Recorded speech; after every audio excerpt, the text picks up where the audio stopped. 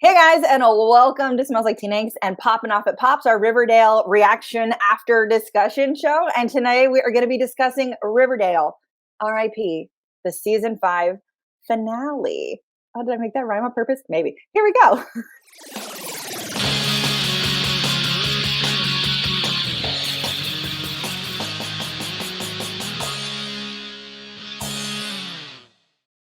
Yeah! And before we get started, let me introduce my peoples that are with me every week through these trials and tribulation. Jordan, say hello. Hello. Where's it? When does Blackness and Dragons start, girl? Blackness and Dragons is going to start the week after Halloween. As long as Jake says we can start the week after Halloween. I should text him right now and ask. Awesome. Keiki, say hello. Hi, I'm Keiki, and my hair is straight today. That's about it. I look at these ladies. I love it. If you guys aren't familiar, I'm going to show both of these wonderful thumbnails. Blackness and Dragons is Keiki and Jordan's super rad Dungeons and Dragons campaign. So make sure you come check out the new season. You guys, you've done different themes for every season, right?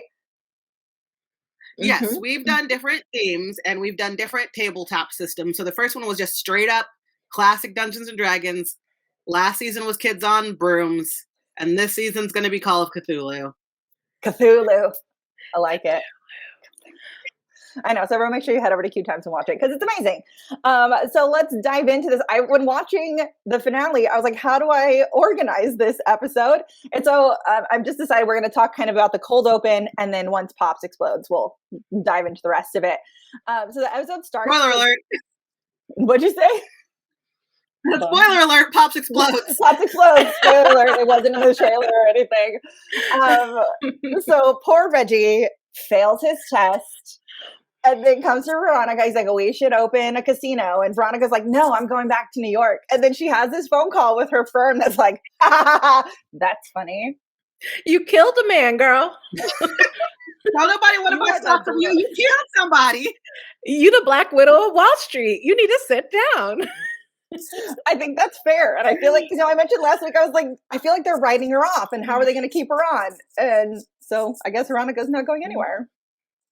So did she? I mean, would you buy stock from somebody who killed somebody? I mean, it's self-defense. He came for her. Self-defense, whatever.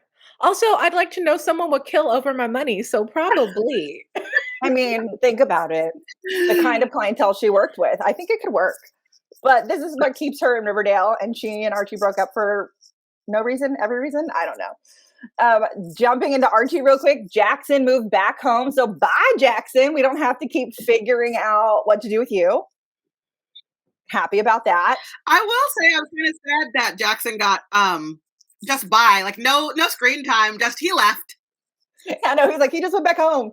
Deuces, bye. I was like, you know what? He was like, Riverdale is toxic, so I'm out. So I appreciate Honestly, they couldn't figure out what to do with him this entire season, so I'm totally fine with it. Yeah. He was just a pawn to help tell Archie's PTSD story, I think. Mm-hmm. And he served his purpose, and he can be gone. You've got, Archie telling Betty that he and Veronica are broken up, and I just like that Betty's like, oh no, that's so sad. Oh no. Like it's just like my favorite. Her face is just like blessed. Betty saw that coming. We all know that Archie and Veronica are not a match made. So I think this coming together and ending quickly was like, we got to move on. Season 6 is coming up and we need to get Veronica on a better track. Exactly. And now Archie is going to, he's going to reopen Andrew's construction. So now he's going to run a construction company, run the volunteer fire department. He's the football coach of the high school, and he's going to be an architect. Oh, don't forget, he's also the ROTC. Oh yeah. And the ROTC teacher. The man is busy. The man is Riverdale. He has to give up one of these jobs, right? He's giving up some of these jobs. He has to. No. No, girl. This is According to my neighbor, who is a Nigerian taxi cab driver, you can have 5 jobs. Betty is now officially an FBI agent, and they opened up an office in Riverdale because enough crime and murder happens in this town. And I actually wanted to look into that, but I forgot, because are there like random FBI offices in other random little cities? Because like, isn't like wherever in the Appalachians, satellite office? I have no idea. Where a lot of people go missing. There are FBI offices. I don't know like what the requirement is for there to be one. Right. You know? I feel like I feel like there being one in Riverdale is just convenient. It's very convenient. Yeah. And, okay. I like that Archie threw Betty a little surprise party, and like Sheriff Keller was there, because where has Daddy been? Sheriff Keller, where have you been? Thank you for making an appearance. I've missed you, because he's my favorite. Jughead and Tabitha are still awkward as ever. And I just want to know, like, at this party, what was with that weird, like, shoulder tap Jughead did to Tabitha? He was like, you know what we could do besides be here? I got you. It was him showing his affection, Sarah, for someone he probably truly has great disdain for, because that's what it comes off like to me. It's awful. I'm sorry. They don't like each other. Not in real life. The characters make sense. But this chemistry is killing me. Or lack of, I should say. And I like them together. I know, Jordan, I know you like them together. And that's okay. And like, it's not that I don't like it. I'm just saying, if a guy showed that little like in physical interest in me, or like created such a distance for me when we were supposed to be like moving towards an intimate relationship, it would just seem awkward. Yeah. And Jordan, what do you think of Tabitha being like, we should move in together? I mean, I feel like that's a little early. Honestly, here's the thing. And I said this last week. I like them together. However, Jughead's supposedly in recovery. So the fact that he is in this new relationship and they're going to move in together, it all feels a little fast. I need them to pump the brakes. Yeah. I was like, what is that? And then I do have to say, I really am glad to see a little bit of Alice back at this party. She has a lot of life back, and she's making Uncle Frank real uncomfortable, and it makes me happy, because he's like, how are you? She's like, oh, do you want to go, like, we should go on a date, basically. And he's like, because Alice is a babe, and she is a powerful woman, and I love her. So I love that she's making men uncomfortable with her aggression. Because Alice is everything. So after this party, and a big explosion happens, and Poppin Off At Pop is burning down. Somewhere in between the party and Archie and everyone getting back to the fire department, the tires are slashed, and we see a ghoulie in the parking lot. So I like that the ghoulies are back. I like that this caused all this drama to happen. And Pops is a staple, and it gave us our little Popsy back. When I saw Pops back, he's like, I'm coming back. I'm like, yes, you are, Pops. Yes, you are. I love Pops' tropical shirt, by the way. Can he always wear that? His little Florida shirt? It's the new uniforms. Every day. Aloha shirts every day for Pops. Can we get a pineapple milkshake? I love it. I love that this whole thing is so precious. I was like, Pop with his beard. Yes, Pops. We've missed you. All snowmaned out. I love that the fact that it's the ghoulies is setting off the serpents again. We've missed the serpents. They're all adults. They made that, Tony and Fangs had that conversation. So now they're like, it's ghoulies. We're handling it. And like, they have this moment. Because remember back in the day, like a handful of seasons ago, the serpents were like vicious, and their competition also was like, they were skinning. I like how you shook the camera on that one. You were like, vicious. They were skinning kids. They were cutting tattoos off of people. So like, seeing Tony and Fangs like get together and beat the crap out of this ghoulie and torture him, I was living for it. I don't know about you two. What did you think? Oh, I loved it. Fangs, turn up the radio. Yes, it was so good. Like, this is the Riverdale I miss. And I feel like we're heading into the next season going to like old school, dark gangster Riverdale. And that's yes. What I liked about it is that it definitely sets up that we are going to move away from this like supernatural type of thing that Riverdale just doesn't do well at all. Like, we're going to get back into this whole gangbuster situation, you know, fighting Hiram and making a name for the town, like incorporating Riverdale, like and Jughead's back on his like freaking reporter shit. So like it's going back, guys. It's going back. Like, I feel like there was a way to keep the old while making it new, and they just kind of had to figure it out. And they kind of they may have figured it out, and I love it. Jordan, you have a face like, yeah. No, I think you're both right. I think that they're finally, it took them a minute to figure out how to play with these adult characters, you know? I think that the high school bit did drag on for a little bit too long. I'm glad that they skipped over college, because shows always suck when they go to college. And I think that they just needed to feel out the adult characters a little bit and figure out how to put these adult characters into a situation in the old Riverdale. And I think they finally did that.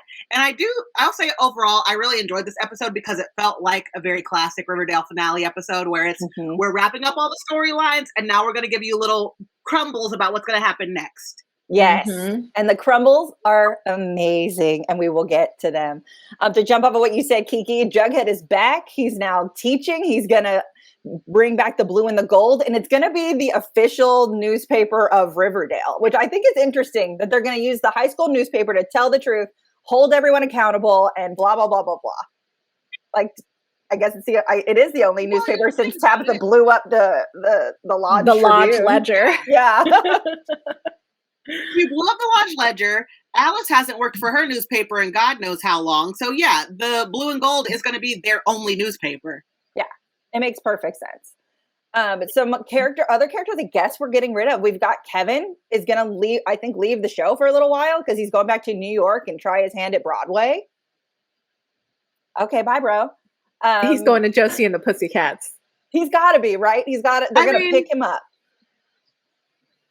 While I don't love that for Kevin, I think it's better than them just using his character poorly, because that's all they did this season. They did not know what to do with Sweet Baby Kevin this season, and it was apparent. And so I'm not happy to see him leave, but I'd rather him leave than just shoehorning him into some weird hijinks, which is all that happened this season. And I felt that way about Kevin for a long time. Like the last handful of seasons, like you said, they don't know what to do. Once they got through his whole he's gay and picking up men in the woods storyline, they were like, well, he exists as a confidant because we need a gay character. And that's what he felt like.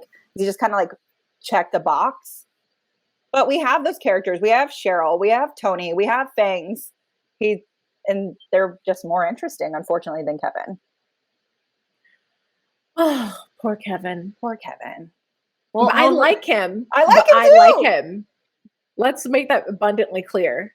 I am never roasting Kevin. No. I am only roasting the storylines that they give him. Or the lack of real storylines they give him.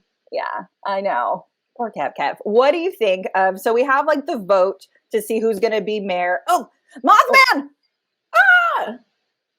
So we had this whole vote because they're trying to reincorporate Riverdale because of all this Hiram stuff. And everyone's like, well, who's going to run the town? Who's going to be mayor? And what do you think of the people who actually are? We have Tabitha, Tony, Frank, and Alice, who will be the Council of Four. Thoughts? Better than Cheryl's crazy ass, who was trying to get some reparations for the Blossom family when she is sitting on Indian land. I'm like, girl, sit down. And at least the adults have a job again, because what the heck are they doing? Hanging out, living off of their children. I don't know. I'm like, where does the money come in at? Because they're clearly too young to be retired. So, right.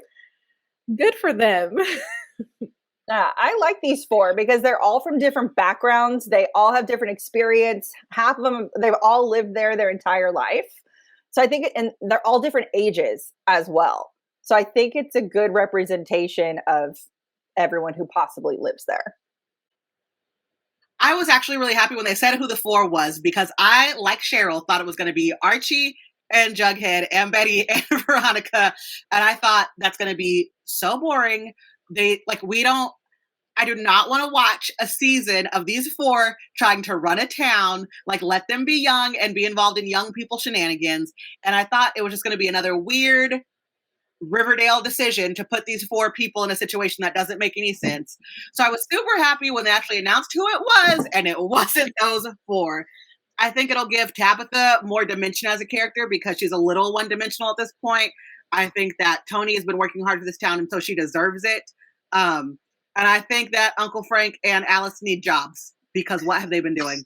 I know. And we even got like a little moment of what it's going to be like for them as the 4 and how little control the core group has. Because Veronica and Reggie walk up to them. We're like, we know this little cart before the horse, but we want to propose a casino to you. And you have Alice like, you want to bring Sodom and Gomorrah to Riverdale? And then everyone's like, hold up.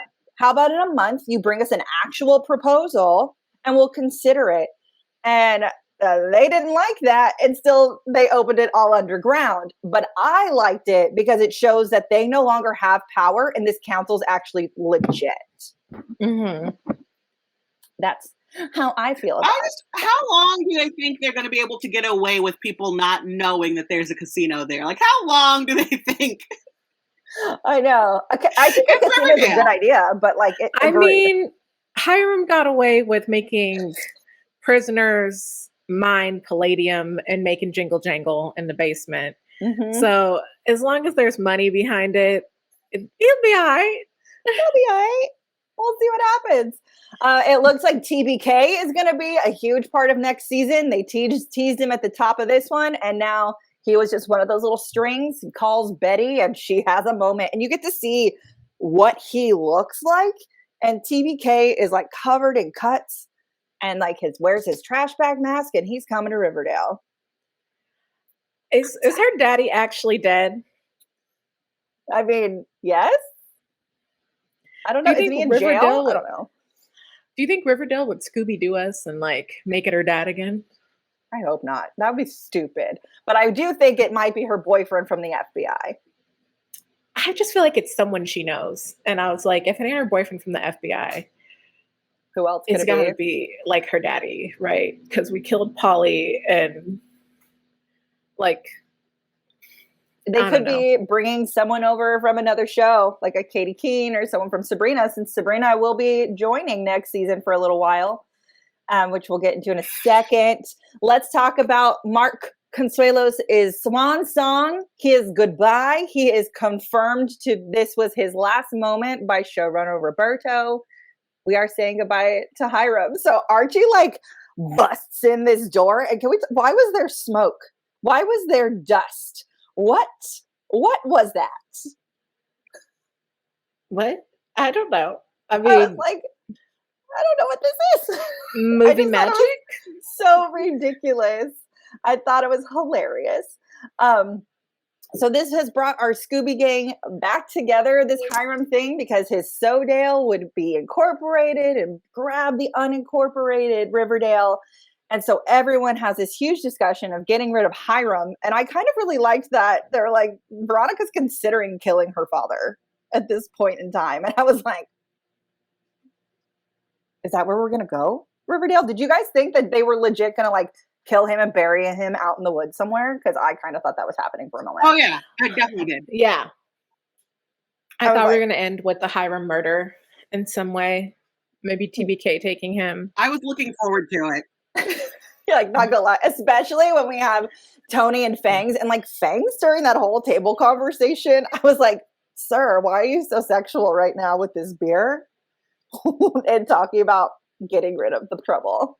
I don't understand. Because he's ready to be a serpent again.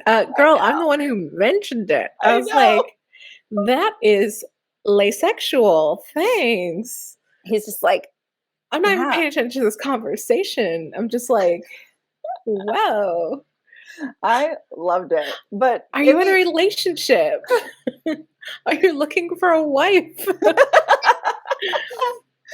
But we end up with an exile. Like all the characters from the show, they kidnap Hiram and they send him out into the woods at gunpoint. We get 1,200 daddies, and Reggie gave them the evidence they need. And I just love when Hiram's like, Reggie, was this you? And he's like, yep. It's like, this happened. Show was. Do you think this is the goodbye Hiram deserved in order to leave it open for him to possibly come back a handful of seasons from now? Or should we have just killed him off altogether? What you think? Yeah, I don't like deaths of parents on this show just because there's so much that goes on this show already. Throwing like traumatic deaths into it of characters is like too much. They're already tortured enough. So I like it ending a little bit open. I don't know what Mark Consuelos is going to go do now, but he's not see. Riverdale. Jordan, what do you think? Do you think this was a fair send-off for Hiram? Listen, Hiram Lodge is my least favorite character and it has been for some time. I feel like this is very apparent to anyone who has watched us do this show that I cannot stand Hiram Lodge. So I don't care how they got rid of it. They could have put him in a barrel and sent him over a waterfall and I would have said, yes, great writing. Get him out of here. Send him over a waterfall in a barrel. That is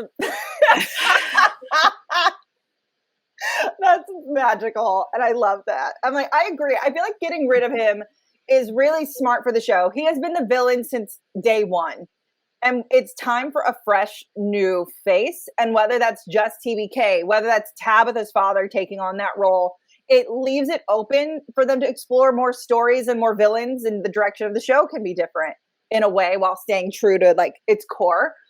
And I'm kind of glad that he's leaving in a waterfall in a barrel. But not without Hiram would never leave Riverdale without making a big statement and blows up Archie's house. While Archie and Betty are trying to get it on. They're like, tick, tick, tick, tick, tick, tick, tick, tick. Well, okay. Here's the thing about that scene is that I will say I thought it was very pretty. Like I loved the shot of Hiram driving away and the fire in the background. Like that was just a pretty, just cinematically, it's just a very pretty shot. I will say, like, how did Archie and Betty get that stupid that quickly? Because they hear ticking and they look at Archie's digital clock. His digital clock. And say, oh, is that the clock? Girl, you work for the FBI. How are you this stupid? Yeah. Like, I try to put in those moments where I'm like, y'all are dumb. I try to put myself into those like scenarios a little bit to be like, if I was in the throes of passion, with this person, which is also very fast, mind you, would I have that moment of idiocy because I'm in this other mindset? And I would like to think now, but I also can't say that 100%. Looking at the digital clock was something that they shouldn't have put in there because I have a digital clock in my bedroom and I've heard ticking before and I've looked for the ticking, not looked at my digital clock. That's fair.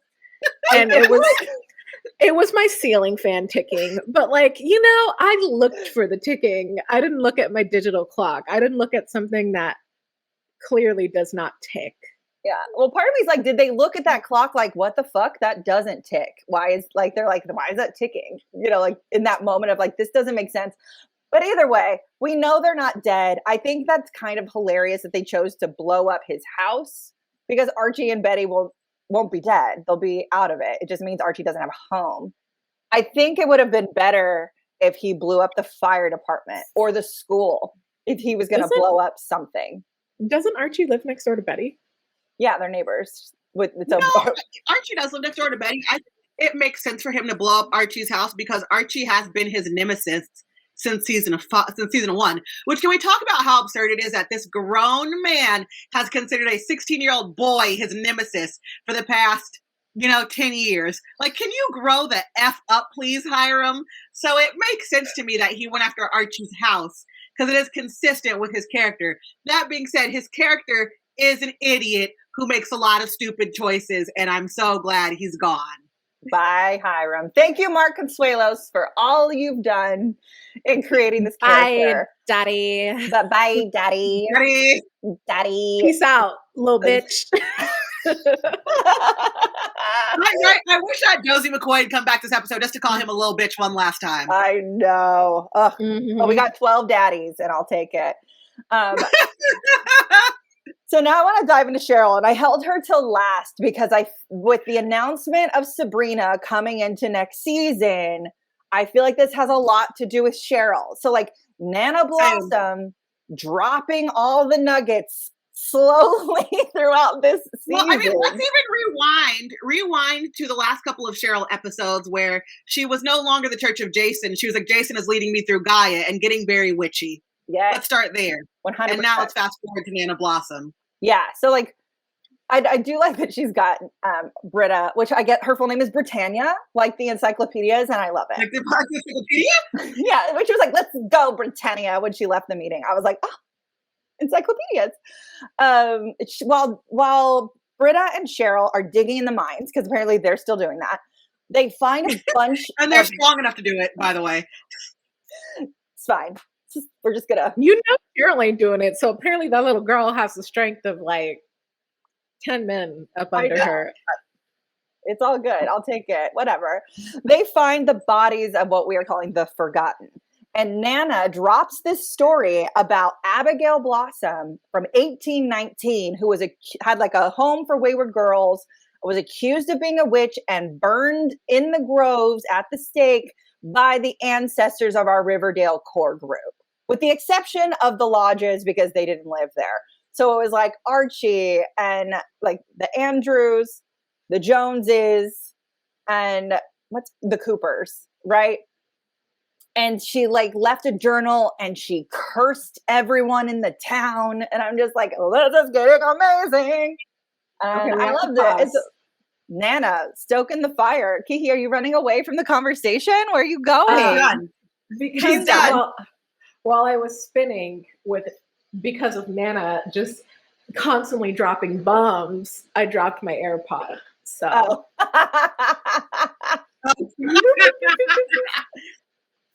I thought you were just done with this storyline. And I was like, where'd she go? She's donezo. Goodbye. Well, while you find your one missing AirPod, because FYI, you can do it with just one. You're okay. Abigail left a journal and she gives it to Cheryl and for Cheryl to read. And now Cheryl's like busting in and wanting a public apology for their ancestors and all of this. And I think it's kind of silly that the town who's looking to change, looking to grow, looking for the township to sign this petition to reincorporate Riverdale doesn't use this to their advantage. They completely brush it off. If they were to apologize for their ancestors' behavior and show we want to learn from the past and we apologize to the Blossoms, this isn't who we are, this is who we don't want to be. What an amazing moment for the town. Right? They really had a moment to bring Cheryl in and make her feel part of the fold, heal these old wounds, stop this feud that's been going on since season 1. And they just looked at it and said, well, what if we didn't?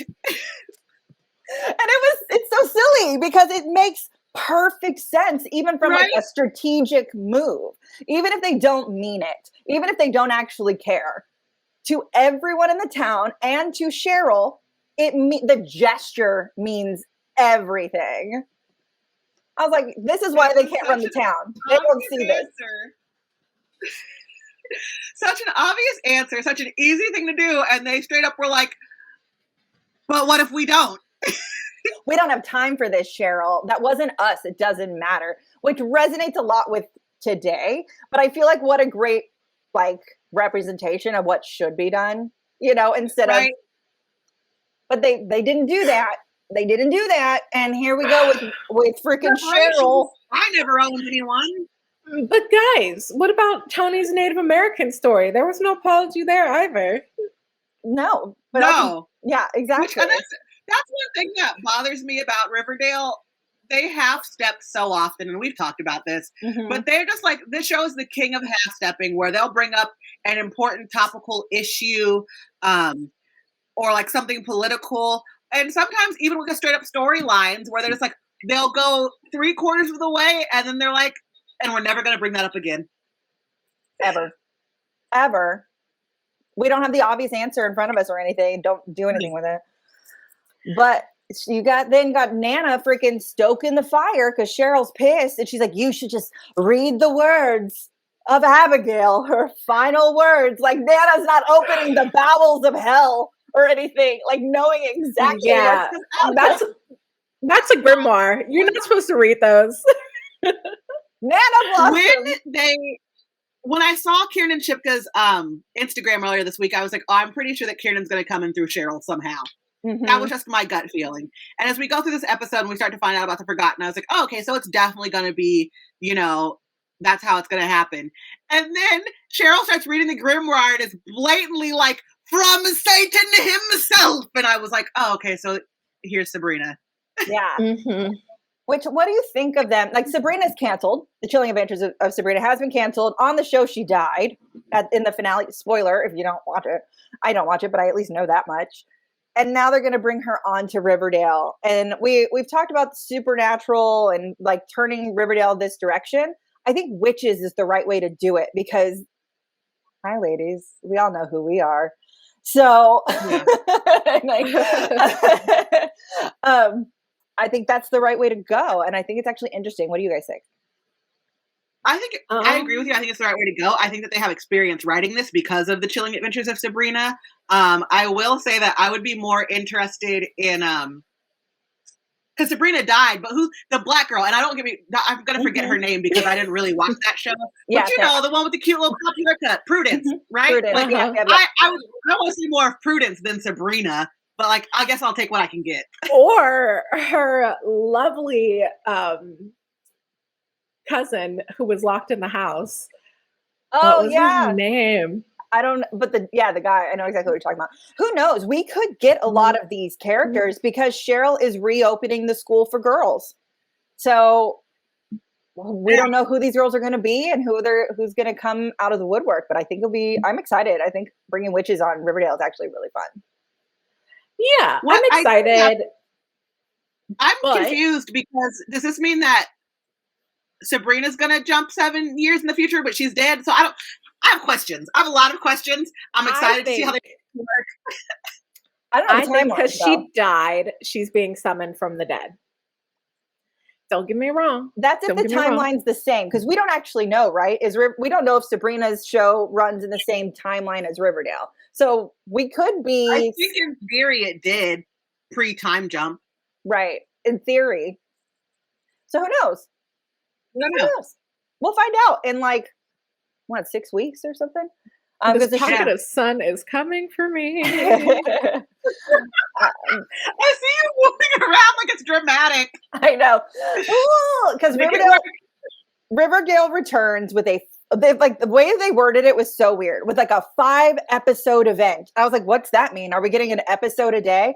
No, we're getting 5 episodes in a row and then a break for winter, and then it'll be back. And they're moving to Tuesdays. So the show's on Tuesdays, not Wednesdays. They're billing it as this 5-episode. They're billing it as this 5-episode event to account for the fact that the show's going to come back, and then we go right into Christmas time, and all the shows take hiatus. Right, instead of just bringing it back next year, which I guess I appreciate. But Riverdale returns, hold on as I pull up my calendar, on November 16th with episode 1. So 2, 3, 4, 5, and it'll wrap on the 14th and then come back sometime next year. Yeah. And we'll see. They'll leave us with a huge cliffhanger. That'll probably be the episode where Sabrina rolls up. Who knows? I'm excusing it because of COVID. Okay, fair enough. What'd you say, Jordan? Do you think they're going to wait that long for Sabrina to show up? I mean, what better winter finale? Something big has to happen.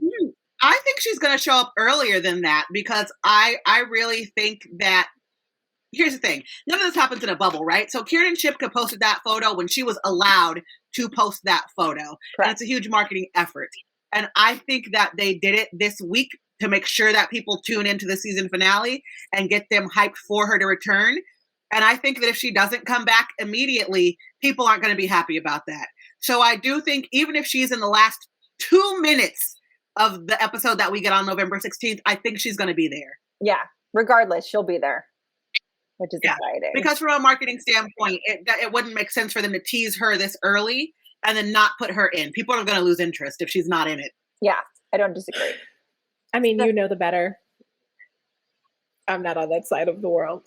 I was just like, yeah, Sabrina. We'll see what happens. So that was our finale, y'all. I really liked it. I thought it did a really good job of wrapping up things and setting up the next season. And it felt like, as Jordan said earlier, it felt like old Riverdale, which I have missed for a very long time. Yeah, we're on the trajectory towards growing from what we know instead of trying to be too different. Yeah. And I'm into that. Yeah. Samesies. Do you guys have anything else in your notes? Did we talk about it all? I'm just excited for where they ended. I feel like the show can come back around. Like, I think we all have these shows that we love that went on for several seasons, and you're like, all right, I love seasons 1 through 3, but then 4 and 5, I didn't really need those. But then it got good again. It's from 6 to 7. You know, like I feel like we're experiencing that with Riverdale. So I'm excited to see what happens next. Yeah, Vampire Diaries, Supernatural. Like, you can't be on this long without a little bit of a little. Grey's Anatomy has done that to me like 7 times. Let's be real. Mm-hmm. That's fair, including this season. So whatever. So guys, thank you guys so much for watching. I'm Sarah, and let my girls say bye to you, Keiki. Later, y'all. Of course, you'll always see me here. And then playing D&D with Jordan, Blackness and Dragons, sometime in November. Yeah, Jordan. Sometime in November is correct because I did text Jake and we've got a small logistical issue to figure out. So it could be the first week of November or it could be the second week of November, but we're coming back. I love it. And don't forget that you can check out Poppin Off At Pops wherever you stream your podcast. You don't just have to watch us here on YouTube. And we are bringing back What the Forks very soon into a thing. And we may or may not have a fun trip planned. Just saying. Be excited, everyone. All right. Until next time. Thanks for watching. Bye, guys.